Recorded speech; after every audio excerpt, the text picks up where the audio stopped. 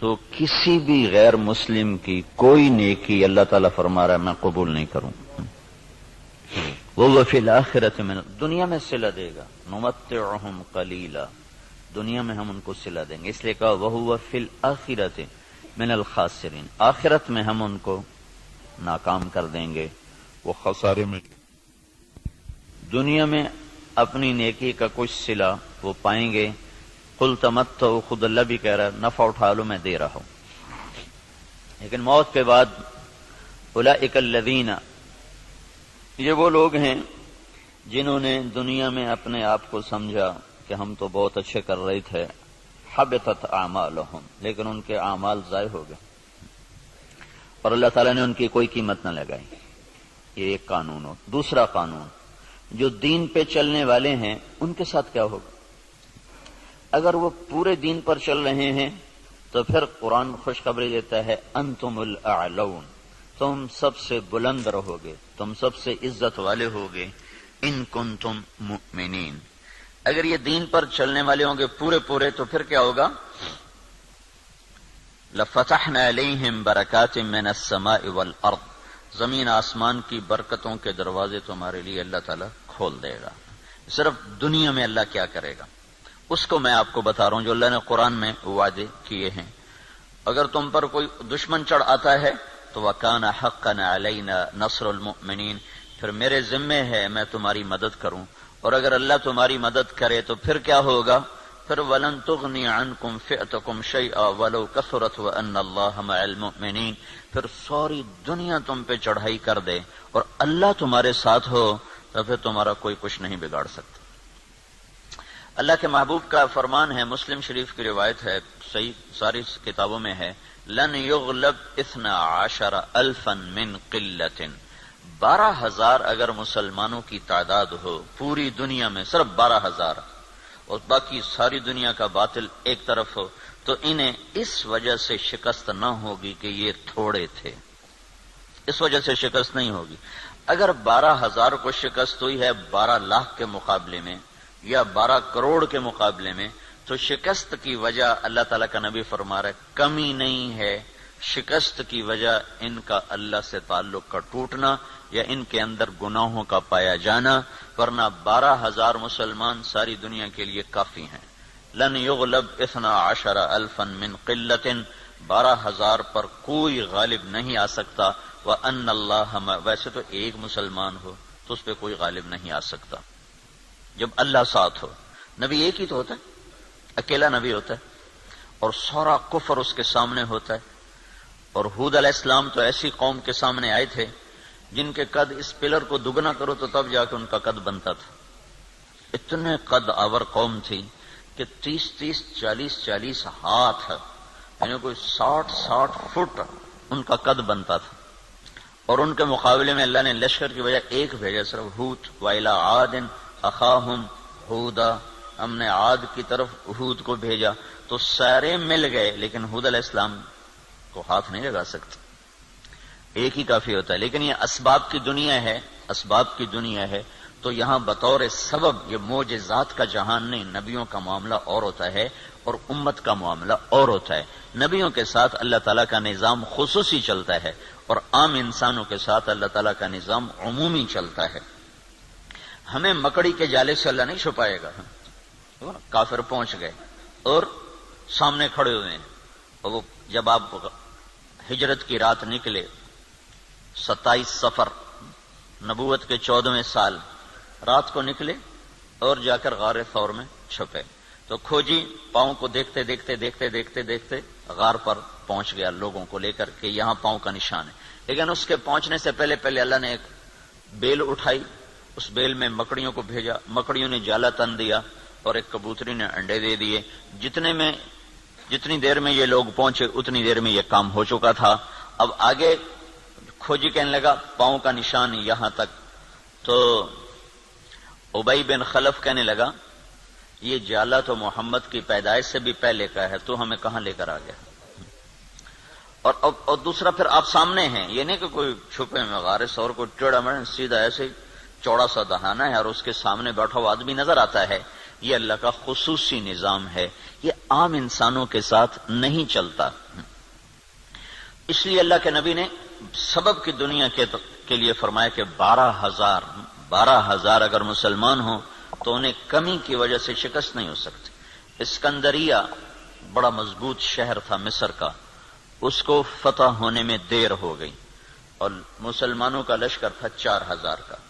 تو حضرت عمرو بن عاص رضی اللہ تعالیٰ عنہ نے عمر رضی اللہ تعالیٰ عنہ کو خط لکھا کہ یہاں بہت بڑا لشکر ہے اور میں 4,000 کے ساتھ ان کا مقابلہ نہیں کر سکتا، اب میری مدد کے لیے فوج روانہ کرو. تو عمر رضی اللہ تعالیٰ عنہ نے 4,000 اور بھیج دیے، 4,000، اور ان 4,000 کے ساتھ 4 آدمی ہیں، ایک زبیر بن عوام اور ایک مقداد بن اسود، یہ مہاجرین میں سے، اور عبادہ بن صامت اور مسلمہ بن مخلد، یہ انصار میں سے، 2 مدینے کے 2 مکہ کے. ان 4 کو ان کے ساتھ، تو یہ 4,000 جمع 4. تو عمر رضی اللہ تعالیٰ عنہ نے عمرو بن عاص رضی اللہ تعالیٰ عنہ کو خط لکھا کہ میں تیرے مدد کے لیے 4,000 آدمی بھیج رہا ہوں، ان کے ساتھ 4 آدمی اور ہیں، ان میں ہر آدمی 1,000 کے برابر ہے، 1,000 کے برابر ہے، لہذا میں 4,000 نہیں، میں 8,000 تیری مدد کے لیے بھیج رہا ہوں، اور تم پہلے سے 4,000 ہو تو تم 12,000 ہو گئے.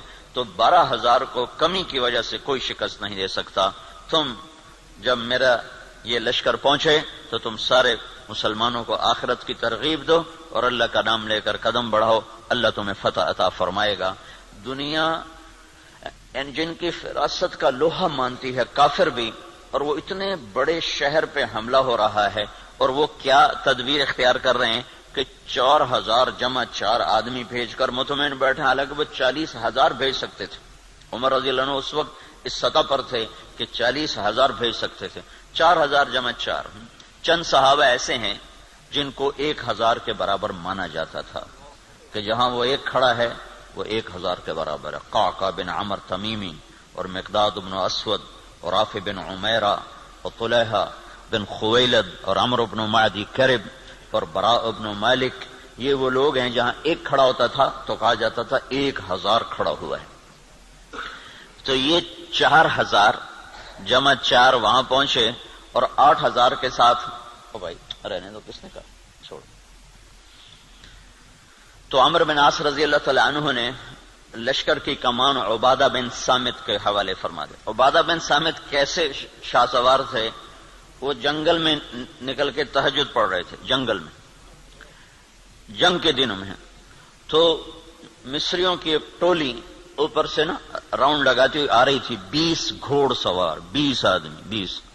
تو انہوں نے دیکھا کہ ایک عرب سپاہی نماز پڑھ رہا ہے، تو انہیں ایک دم حملہ کیا. ان کی تلوار پاس تھی، انہوں نے پیچھے پلٹ کے دیکھا 20 یہ اکیلے ہیں، اور وہ گھوڑ سوار یہ پیدل. انہوں نے تلوار اٹھائی اور 20 میں سے 16 کو قتل کیا، باقی 4 بھاگ گئے.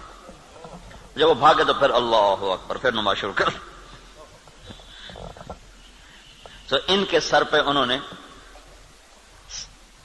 امارت کا امامہ باندھا، کا آج تو بسم اللہ کر. تو عبادہ بن صامت رضی اللہ تعالیٰ عنہ بدری صحابہ میں سے ہیں، بدری صحابہ میں سے. تو یہ جو 4 آدمی بھیجے تھے، چاروں جنگ بدر کے شریک تھے.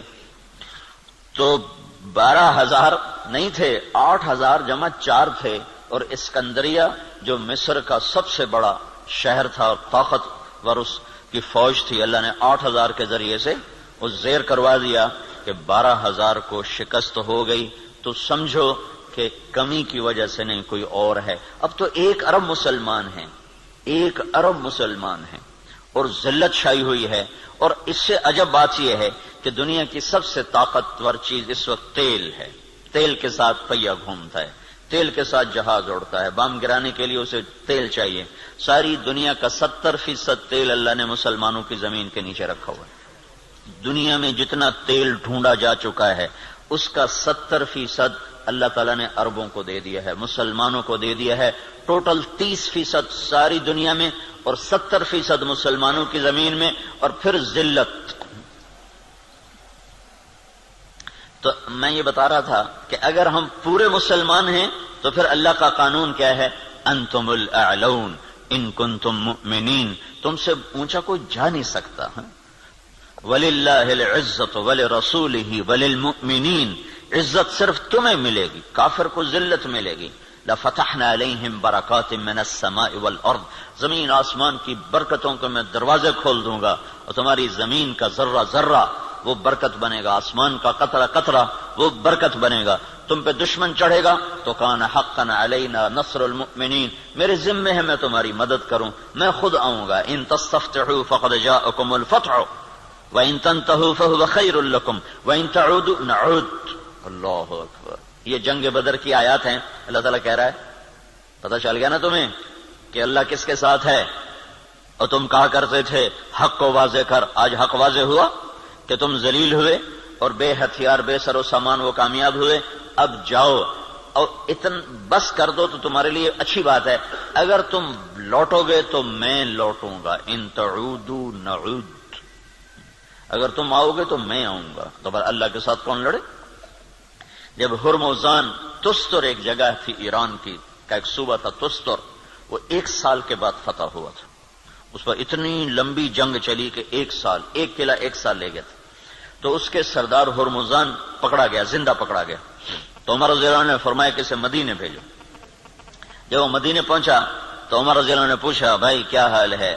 کہنے لگا کیا پوچھتے ہو، جب ہمارا تمہارا مقابلہ تھا تو ہم تمہیں اپنے جوتے کی نوک پہ نہیں لکھتے تھے، جب تم نے اللہ کو ہمارے سامنے کھڑا کر دیا تو اب اللہ سے کون لڑے؟ یہ ایک مجوسی ایرانی سردار کی بات تھی. جب اللہ کو سامنے کھڑا کر دیا تو اب اللہ سے کون لڑے؟ پھر وہ ایمان لایا، کلمہ پڑھا. حضرت عمر کے بڑے اچھے ساتھیوں میں وہ شمار ہوتے رہے رحمت اللہ علیہ.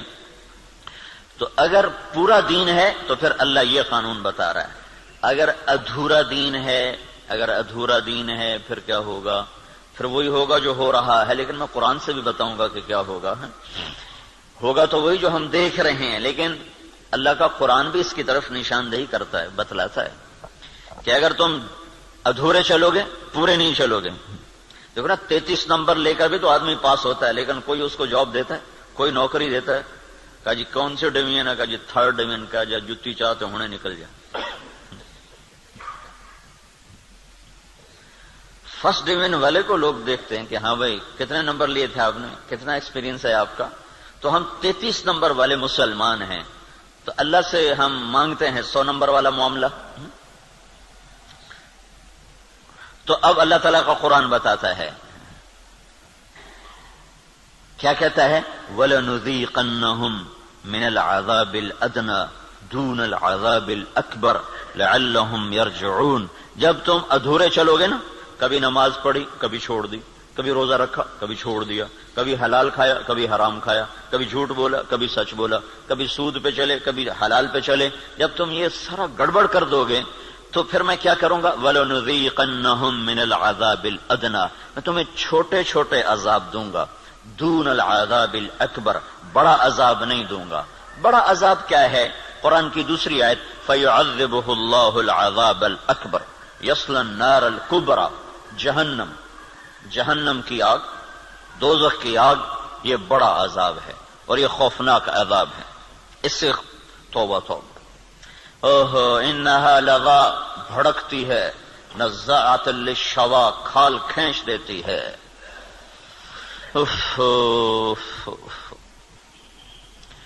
اللہ تعالیٰ کہہ رہا ہے میں چاہوں گا کہ تمہیں دوزخ میں نہ ڈالوں، یہیں صاف کروں.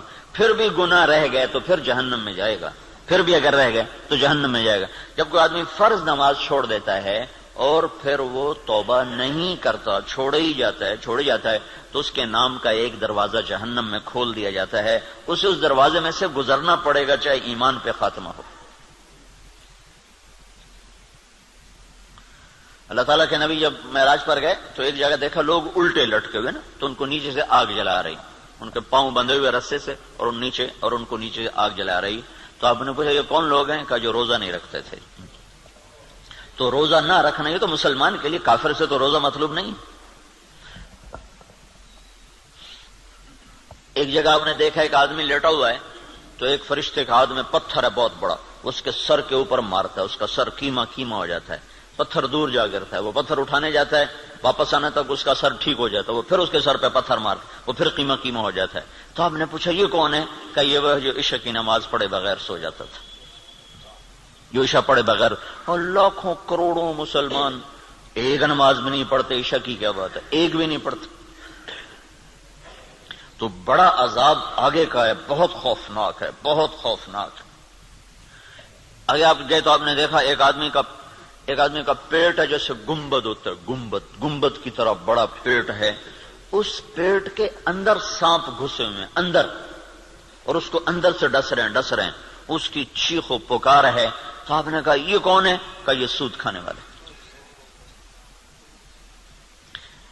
تو بڑا عذاب آگے ہے، زلزلہ، دشمن کی چڑھائی، دشمن کے ہاتھوں قتل، دریاؤں کا سوکھ جانا، بجلی کا ختم ہو جانا، محبتوں کا اٹھ جانا، برکتوں کا اٹھ جانا، آپس کی لڑائیاں، قتل و غارت، بد امنی، مہنگائی، یہ ہے وَلَنُذِيقَنَّهُم مِّنَ الْعَذَابِ الْأَدْنَىٰ، چھوٹے چھوٹے عذاب دوں گا، دون العذاب الاکبر، بڑا نہیں دوں گا، لعلہم یرجعون، شاید تم مسجدیں بھر دو اور تم توبہ کر لو اور تم اللہ کے سامنے جھک جاؤ اور تم اللہ کو منا لو اور اللہ کے نبی کے طریقوں پر آ جاؤ، تو ما یفعل اللہ بعذابکم ان شکرتم وآمنتم وکان اللہ شاکرا علیما۔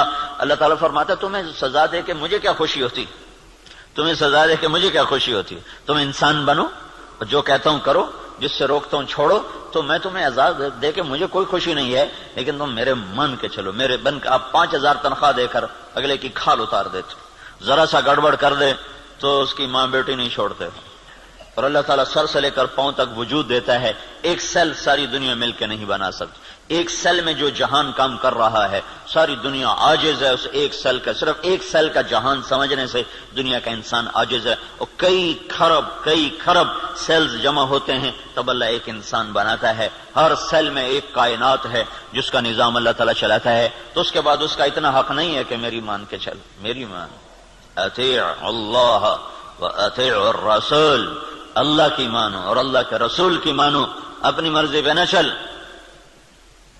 اور پھر اس میں اللہ تعالیٰ ایک ہمارے ساتھ سودا کرتا ہے کہ عبدی انت ترید وانا ارید ولا يكون الا ما ارید فان سلمت لي فيما ارید كفيتك فيما تريد وان لم تسلم لي فيما ارید اتعبتك فيما تريد ولا يكون الا ما ارید۔ اے میرے بندے، ایک تیرا ارادہ ہے، ایک تیرے رب کا ارادہ ہے، جو تو چاہتا ہے وہ اللہ کے ارادے کے بغیر نہیں ہو سکتا، جو اللہ چاہتا ہے وہ تمہارے بغیر کر دیتا ہے۔ تو ایک کام کرو، یہ اس چند روزہ زندگی میں جو میں کہوں کرتے جاؤ کرتے جاؤ کرتے جاؤ کرتے جاؤ، یہ نہ دیکھو کہ نفع کیا ہے نقصان کیا ہے، یہ دیکھو کہ اللہ کیا چاہتا ہے اور اللہ کا رسول کیا کہتا ہے، بس تم یہ کرتے جاؤ تو کیا ہوگا، کفیتک فیما ترید، جو تم چاہو گے میں کر دوں گا۔ وَإِن لَّمْ تُسَلِّمْ لِي فِيمَا أُرِيدُ، اگر تم نے یہ نہ کیا تو أَتْعَبْتُكَ فِيمَا تُرِيدُ وَلَا يَكُونُ إِلَّا مَا أُرِيدُ، تو پھر میں تمہیں تیری چاہتوں میں تھکا دوں گا، تجھے خوار کر دوں گا، اور ہوگا وہ جو تیرا رب چاہتا ہے۔ تو ادھورے دین پر کیا ہوتا ہے، ادھورے دین پر ہاں اللہ تعالیٰ یوں کہتا ہے، ضرب اللہ مثلا قریة كانت آمنة مطمئنة يأتيها رزقها رغدا من كل مكان فكفرت بأنعم الله فأذاقها الله لباس الجوع والخوف بما كانوا يصنعون۔ جب تم دین پر چلتے ہو تو اللہ کہتا ہے میں خوف دور کر دیتا ہوں، ولا يبدلنهم من بعد خوفهم امنا، میں خوف دور کرتا ہوں، امن قائم کرتا ہوں، بے برکتی دور کرتا ہوں، برکتیں لے کر آتا ہوں۔ اور جب تم بگڑتے ہو تو پھر میں کیا کرتا ہوں کہ میں ساری برکتیں واپس لیتا ہوں، پھر اور کیا کرتا ہوں، پھر میں خوف طاری کرتا ہوں اور بھوک طاری کرتا ہوں، فَأَذَاقَهَا اللَّهُ لِبَاسَ الْخَوْفِ وَالْجُوعِ۔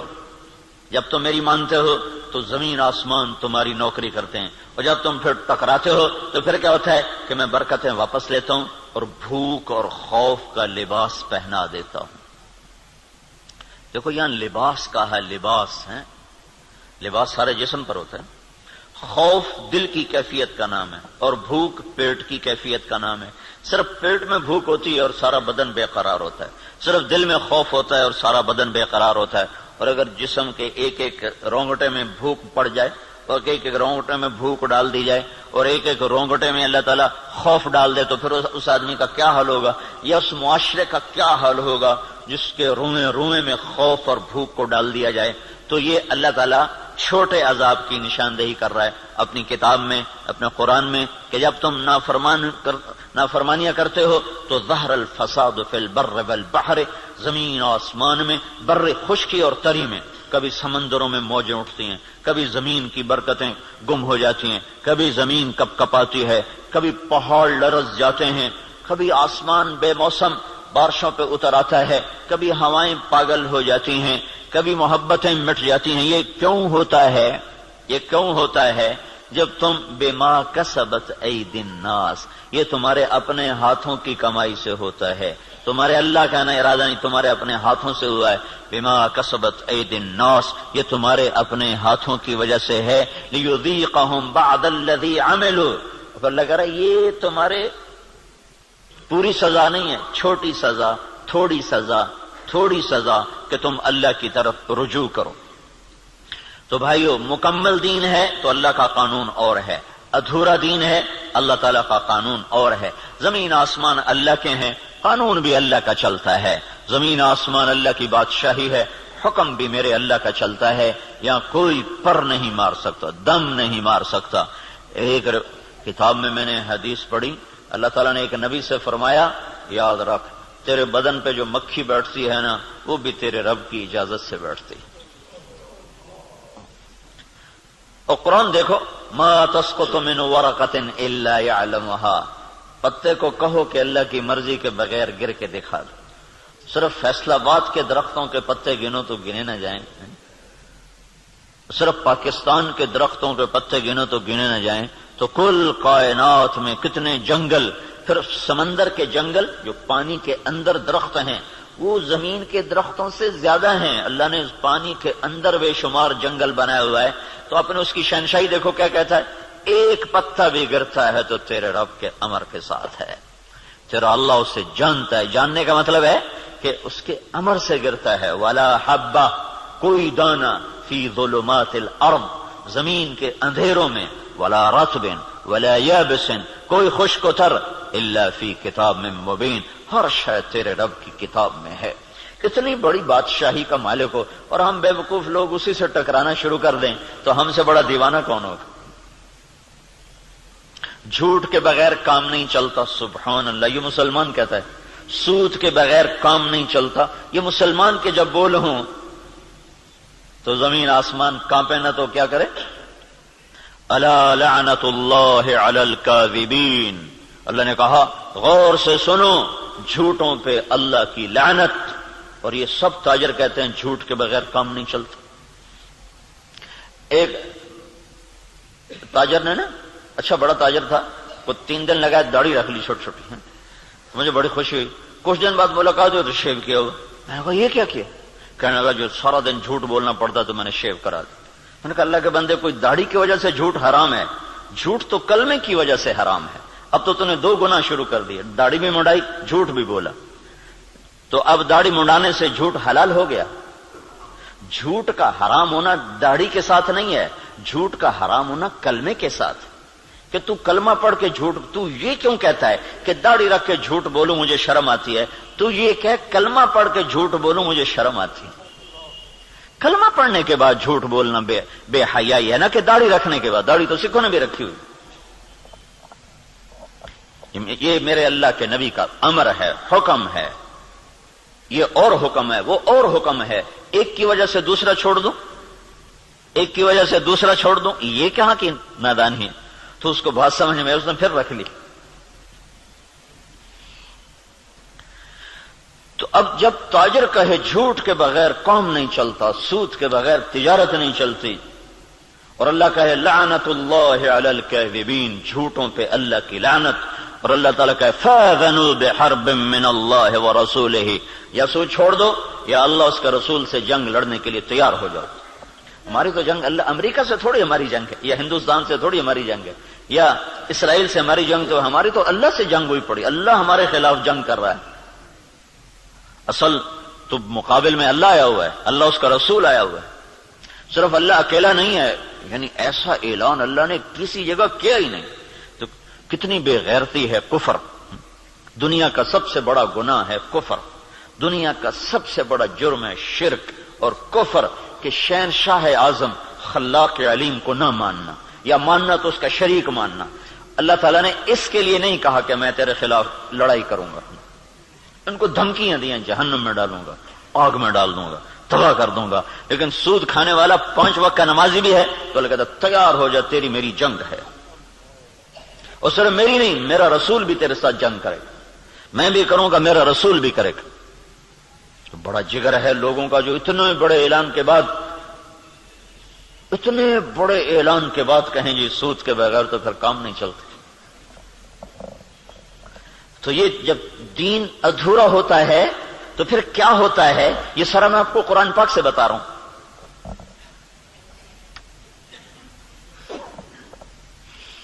ہائے ہائے میرے بھائیو, اگر اللہ کے رسول کی ہمیں پشت پناہی نہ ہوتی تو اللہ کی قسم ہم بندر خنزیر بن چکے ہوتے.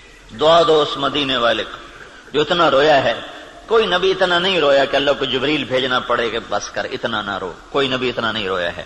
اور تمہارا نبی اتنا رویا ہے کہ ایک دفعہ نہیں سینکڑوں دفعہ جبریل آیا ہے, یا رسول اللہ کہہ رہا ہے اتنا نہ رو. اور اس کو چھوڑو, قرآن کی گواہی سنو, قرآن کی جو قیامت تک پڑھا جائے گا. اور ہر گھر میں ہے. حدیث پاک تو انہی کے گھر میں ہوگی جس کو تھوڑا حدیث کا علم ہے, لیکن قرآن تو ہر پڑھے لکھے ان پڑھ کے گھر میں ہوتا ہے. تو میرا اللہ قرآن میں اپنے نبی سے کہتا ہے فَلَا تَذْهَبْ نَفْسُكَ عَلَيْهِمْ حَسَرَاتٍ. میرا نبی یہ انسانوں کے لیے اتنا نہ رو کہ روتے روتے تو خود ختم ہو جائے. یہ اگر ان کے آنسو نہ ہوتے اور ان کی دعائیں نہ ہوتی اور ان کا رونا دھونا نہ ہوتا تو اللہ ہم پر بھی ایسے ہی رندہ چلاتا جیسے پہلی قوموں پہ رندہ چلا کہ بندر بنا دو, خنزیر بنا دو, پتھروں سے دبا دو, پانیوں سے بہا دو, ہواؤں سے اڑا دو, کر دیتا. اللہ کی ہم سے کیا رشتہ داری, کیا تعلق. ان اللہ لغنی عن العالمین. اللہ میں سب سے بے نیاز, سب سے غنی, سب سے پہلا رسول نوح علیہ الصلوۃ والسلام, اور 5 بڑے رسولوں میں ایک نوح علیہ السلام, ابراہیم علیہ السلام, موسیٰ علیہ السلام, عیسیٰ علیہ السلام, محمد صلی اللہ علیہ وسلم. 5 بڑے رسولوں میں 1,24,000 نبی اور رسول, 313 رسول, پھر 313 میں 5 سب سے اعلی نمبر, ان میں سب سے بڑے محمد الرسول اللہ صلی اللہ تعالی علیہ وسلم ہیں. تو اللہ تعالیٰ نوح علیہ السلام سے اللہ نے کہہ دیا انی اعظک ان تکون من الجاہلین. اللہ اکبر, اللہ اکبر. نوح دوبارہ سفارش کی تو نبوت جا سکتی ہے. اللہ اکبر. حالانکہ اللہ نے لینی نہیں تھی, لیکن اللہ نے اپنی بے نیازی دکھائی ہے کہ میں نے تمہیں کہا تھا کافر کے لیے دعا نہ کرنا, کافر کے لیے دعا نہ کرنا, اور یہ کافر ہے. انہ لیس من اہلک انہ عمل غیر صالح فلا تسألنی ما لیس لک به علم انی اعظک ان تکون من الجاہلین. اس لیے تو نوح علیہ السلام قیامت کے دن کہیں کہ میں نہیں سفارش کر سکتا, میں نے اپنے بچے کے لیے دعا مانگی تھی. اور نوح علیہ السلام کو پتہ نہیں تھا کہ یہ کافر ہے. اگر پتہ ہوتا تو کبھی نہ مانگتے. اس لیے انہوں نے کہا لا تکن من الکافرین. اگر پتہ ہوتا تو کہتے لا تکن من الکافرین. انہیں پتہ نہیں تھا, وہ منافق تھا. کہا لا تکن مع الکافرین. مع اور من, مع کا مطلب تھا کہ تو مسلمان ہے, تو کافروں کے ساتھ کیوں جا رہا ہے. ان کو معلوم نہیں تو اس نے اپنا کفر چھپائے رکھا. اگر معلوم ہوتا تو پھر کہتے لا تکن من الکافرین, کافروں میں سے مت ہو. تو نے کہا نوح دوبارہ بات نہیں کرنی ہے, دوبارہ نہیں بات کرنی ہے. تو اللہ تو اتنا بے نیاز ہے, تو ہماری کیا حیثیت. یہ تو اس سے محمد مصطفیٰ سے اللہ نے پیار ہی ایسا کیا ہے کہ اس کے طفیل ہم بھی نبھ گئے, اور ہماری بھی لاٹری نکل آئی کہ اللہ نے ہمیں حضرت محمد صلی اللہ تعالی علیہ وسلم کا امتی بنا دیا, اور ان کی دعائیں بیچ میں حائل ہو گئیں. یا رب امتی امتی, یا رب امتی امتی, کہ آخر ایک رات آپ رو رہے ہیں اور کہہ رہے ہیں یا اللہ, ابراہیم علیہ السلام نے کہا تھا فَإِنَّهُ مِنِّي وَمَنْ عَصَانِي فَإِنَّكَ غَفُورٌ رَحِيمٌ. یا اللہ جو میرے یہ آپ نے بات دہرائی قرآن کی آیت، پھر کہا یا اللہ عیسیٰ علیہ السلام نے تجھ سے کہا تھا ان تعذبہم فإنہم عبادک وإن تغفر لہم فإنک انت العزیز الحکیم، اے میرے رب تو انہیں معاف کر دے، تو مہربان ہے، تو انہیں پکڑ لے تو رب ہے، عذاب دینا تجھے حق ہے، معاف کرنا بھی تیری رحمت ہے، تیری مرضی ہے۔ دونوں نبیوں نے کہا تیری مرضی، یا اللہ نہ میں ابراہیم کی کہتا ہوں نہ میں عیسیٰ کی کہتا ہوں، میں تو اپنی کہتا ہوں، یا رب امتی امتی یا رب امتی امتی یا رب امتی۔ تیار کردہ مواعظ اسلامیہ کیسٹ سینٹر بیرون تبلیغی مرکز ابدالی روڈ ملتان 24 گھنٹے رابطے کے لیے 0301 74 60 371 پر رابطہ کریں۔ ابراہیم کی کہتا ہوں نہ میں عیسیٰ کی کہتا ہوں، میں تو اپنی کہتا ہوں، یا رب امتی امتی یا رب امتی امتی یا رب امتی امتی۔ یا اللہ میری امت کو معاف کر دے، یا اللہ میری امت کو معاف کر دے، یا اللہ نہیں کرنا پھر بھی کر دے۔ اور اتنا روئے کہ پھر جبریل کو آنا پڑا، یا رسول اللہ تعالیٰ پوچھ رہے ہیں آپ کیوں رو رہے ہیں؟ کہا جبریل مجھے میری امت رلا رہی۔ تو پھر اللہ تعالیٰ نے پیغام بھیجا سنردیک فی امتک، میں تجھے تیری امت کے بارے میں خوش کر دوں گا۔ یہ دعائیں بیچ میں حائل ہیں، ورنہ اللہ کو کیا پرواہ ہے۔